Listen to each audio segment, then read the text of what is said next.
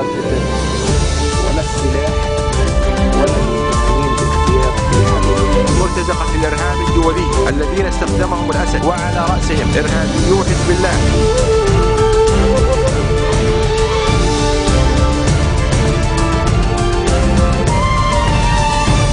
Good afternoon and thank you for joining us on FutureTV. I'm Lynn and these are today's top stories. Artillery and rocket shelling from the Syrian side of the border target several villages in the northern district of Akkad. At the Special Tribunal for Lebanon in The Hague, pre-trial judge Daniel Franzen extends Hussein Miray's defense arguments deadline until February the 15th. And a first round of peace talks on Syria wraps up in Switzerland, with both sides in entrenched positions. Artillery and rocket shelling from the Syrian side of the border has targeted several villages in the northern district of Akkad. The national news agency says 14 rockets landed on the outskirts of the villages of Mashta Hamoud, Al-Abudiyye, Hakir Janin, Al-Arma, Qbur al-Bid in Akkad. A Syrian identified as Hisham Khalid Ahmed was reportedly killed, while two other Lebanese, Mahmoud Ahmed Ramadan and Jamila Assaf, were injured in Mashta Hamoud town. They were submitted to Al-Salam Hospital in Kubayat. 3 people were reportedly injured. Residents appealed for President Michel Sleiman, Army Commander General Jean Ahwaji, and all the competent officials to intervene to end the assault that is targeting them, damaging their properties and causing casualties. The national news agency also said that the shelling targeted the house of Jrej al-Khouri in Shadra, causing only material damage.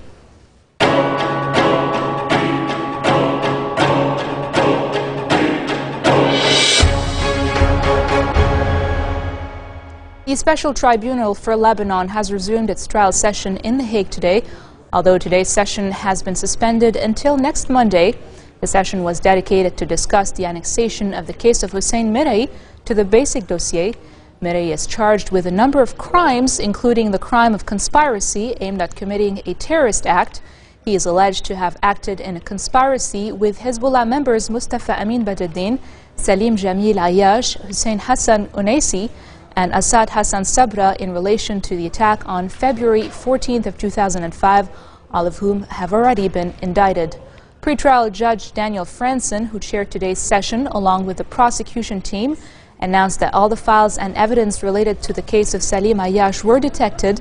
He explained that there were an additional witnesses in the case of Hussein Miray, saying the search for other witnesses in that case may take several weeks.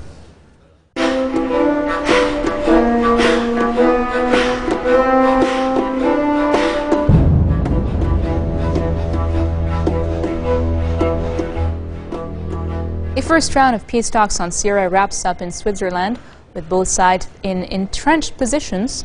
UN mediator Lekhter Brahimi says the talks have made slim progress, but have raised hopes for a solution to the country's civil war. After a week of talks at the United Nations headquarters in Geneva, the opposing sides in Syria's civil war were still struck on the question of how to proceed. With no achievements on substance, diplomats say the priority now is just to keep the talks process going in the hope that hardline positions can be modified over time. Syrian negotiators on Thursday observed a minute of silence in honor of the tens of thousands of people who died in their country's civil war, a rare moment of unity in week-long talks marked by divisions and bitterness. Today's closing session was largely ceremonial, with government and opposition delegates expected to meet again around February 10th. Meanwhile, demonstrators gathered outside the UN building to show their support for the government of President Bashar al-Assad. The World Food Programme calls on all parties of the Syrian conflict to grant it free access to all civilians throughout the country. UN mediator Lekhter Brahimi has expressed frustration for not producing an agreement for an aid convoy to rescue trapped civilians in the besieged city of Homs. WFP, the World Food Programme, appeals to all parties to the conflict to grant unimpeded access to all civilians throughout the country. World Food Programme needs continuous and sustainable access to affected people to provide life-saving food assistance and to monitor and assess ongoing needs. You recall that WFP airlifted urgently needed food aid from Erbil, Iraq to Kamishli in northeast Syria. And WFP is planning another round of airlift to get food into Alasakie to meet the needs of the vulnerable displaced family. The United States has called on Syria to take immediate action to comply with the UN resolution to remove its chemical weapons materials, noting just 4% of Syria's declared chemical stock has been eliminated. Robert Mikulak, the U.S. permanent representative to the Organization for the Prohibition of Chemical Weapons, says efforts to remove these materials from Syria have seriously languished and stalled. He says Syria must immediately take the necessary actions to comply with its obligations under the Chemical Weapons Convention, Executive Council decisions, and UN Security Council Resolution 2118. Timelines adopted last year required that 100% of Priority 1 chemicals be eliminated by December 31st of last year, while the deadline for removing Priority 2 chemicals is February 5. That deadline will also not be met. The Syrian government has attributed the delays to security concerns, saying it needs additional equipment to ensure their safe transportation, a claim Mikulak rejected. During a visit to Poland, U.S. Defense Secretary Chuck Hagel also criticized Syrian efforts, saying he has asked his Russian counterpart to put pressure on Damascus to comply with the deal. Well, the United States is concerned that the Syrian government is behind in delivering these chemical weapons precursor materials on time and with the schedule that was agreed to. I spoke with the Russian defense minister yesterday about this. Rozmawiałem o tym wczoraj z rosyjskim ministrem obrony. And asked the minister to do what he could to influence the Syrian government to comply with the agreement that has been made to continue to move these materials to the port of Latakia so that we can get back to the process of destroying these chemical weapons. We believe that this effort can continue to get back on track even though we're behind schedule. But the Syrian government has to take responsibility of fulfilling its commitment that has been made. And the Russians, the United States, all of the countries involved, and as we all know, this is a United Nations Security Council resolution. It needs to do everything all of us can to assure that this timetable gets put back on track and these materials move to the port.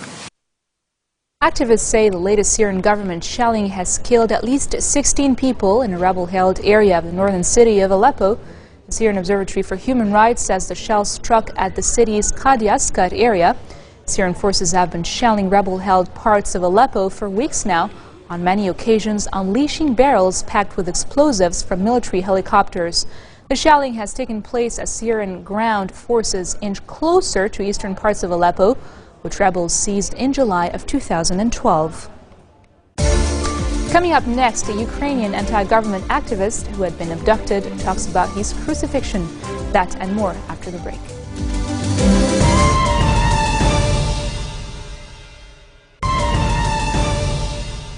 Welcome back. U.S. Secretary of State John Kerry has warned Syrian President Bashar al-Assad he could face consequences for failing to live up to international agreements on removing his chemical weapons stockpile.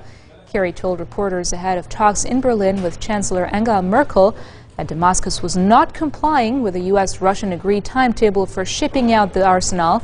Kerry said Syria must respect a global, legal, international obligation it made. A Ukrainian anti-government activist who disappeared a week ago has appeared on television. His face badly beaten and with wounds to his hands, saying his abductors had crucified him. Dmitro Bulatov, 35, who was one of the leaders of anti-government protest motorcades called Automaidan, was taken to hospital after he appeared on Ukrainian TV 5th channel. He was reported missing on January the 23rd. He was involved in several motorcade protests in which scores of cars would drive to the homes of Ukrainian leaders. The spokesman for the UN High Commissioner for Human Rights, Rupert Colville, has called for an investigation into claims of torture in Ukraine. Israeli fighter jets have attacked the Hamas-ruled Gaza Strip this morning, hours after a rocket fired from the Palestinian enclave hit the Jewish state. Palestinian security sources said 2 strikes targeted training sites of Izzeddin al-Qassam brigades, Hamas's armed wing in Beit Lahia in northern Gaza, and 2 additional airstrikes at sites west of southern Gaza City, Rafah. Sources say 2 Palestinians were injured. The attack came a short while after a rocket fired from Gaza hit an open area in southern Israel, causing no damage or injuries. Tensions have recently risen in and around Gaza after a year of relative calm, with 6 Palestinians and an Israeli killed since December 20th, and militant rocket fires sparking retaliatory airstrikes. Moving on to Africa, members of the East African Regional Bloc, IGAD, have urged South Sudan's government to release the remaining political detainees arrested when the country erupted into violence last month. Addressing journalists after meeting envoys from the United States, Britain and China on the sidelines of the ongoing Africa Union Summit in Addis Ababa, the leaders said the release would likely advance the peace of process. Kenya President Uhuru Kenyatta, who is also the chairperson of the regional bloc, asked both parties to comply to recently signed agreements. Alcohol abuse, particularly vodka, is largely to blame for a quarter of all Russian men dying before they reach their mid-50s. A study of more than 150,000 people found extraordinarily high premature death rates among Russian men, some of whom reported drinking 3 or more bottles of vodka a week. Deaths among heavy drinkers were mainly due to alcohol poisoning, accidents, violence, and suicide, as well as diseases such as throat and liver cancer, tuberculosis, pneumonia, pancreatitis, and liver disease. The researchers noted that whereas British death rates between age 15 and 54 have been falling steadily since 1980, mainly because so many people there have stopped smoking, Russian death rates in this age range have fluctuated sharply, often approximately in line with alcohol consumption. After being off the radar for the past year as a busy new mom, Shakira is back. And she's not alone. The Colombian beauty has enlisted the help of superstar Rihanna for a return to the music spotlight. The pair duet on Shakira's new single, Can't Remember to Forget You, taken from her forthcoming album. The singers co-wrote the track with John Hill, Tom Hall, Daniel Lidinsky, and Eric Hassel. Famous for her dance move, Shakira performed some sexy hip gyrations into the single's music video, mirrored each time by Rihanna. Can't Remember to Forget You premiered earlier this month and has already topped the iTunes charts. This marks the end of our bulletin for today. Now for a reminder of our headlines. Artillery and rocket shelling from the Syrian side of the border targets several villages in the northern district of Akkad. At the Special Tribunal for Lebanon in The Hague, pretrial judge Daniel Franson extends Hussein Mirey's defense arguments deadline until February the 15th. And a first round of peace talks on Syria wraps up in Geneva, with both sides in entrenched positions. Those are your Friday headlines from us here at Future Television. I'm Lynette Tamim, thanking you all for watching.